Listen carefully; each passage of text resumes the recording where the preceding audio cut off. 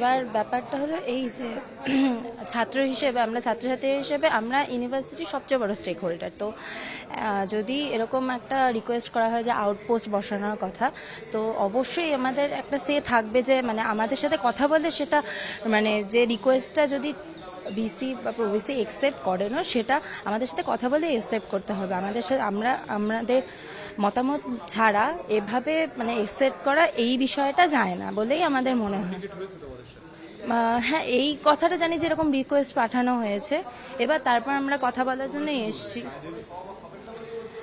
দেখুন, এবার ক্যাম্পাসে একটা এরকম ঘটনা ঘটে গেল 1 তারিখের ঘটনাটা, যেখানে ছাত্রদের গাড়ি চাপা দিয়ে দেওয়া হলো শিক্ষামন্ত্রীর গাড়িতে এবং তারপর শিক্ষামন্ত্রী কনভয়ের গাড়িতে আর কি। তো সেক্ষেত্রে তারপর আমাদের মুভমেন্ট হয়েছে বিভিন্ন আন্দোলনের মাধ্যমে, বিভিন্ন দাবি তুলে এনেছি আমরা। কিন্তু তারপরে মনে হয় যে এই পুলিশ বুথ যেটা বসানোর কথা হচ্ছে, সেরকম কোনো ঘটনা মানে এই মুহূর্তে ঘটছে বলে মনে হচ্ছে না। মানে যেটা হয়েছে সেটা তো আমাদের প্রতি অনাচার, কিন্তু তারপরেও যে পুলিশ বুথ বসলে সেটা কতটা আমাদের সেফটির পক্ষে হবে সেটাতে একটা প্রশ্ন থেকে যাচ্ছে, কারণ পূর্ববর্তী অনেক ঘটনাতেই পুলিশের আমরা সেরকমভাবে কোনো সাহায্য পাইনি।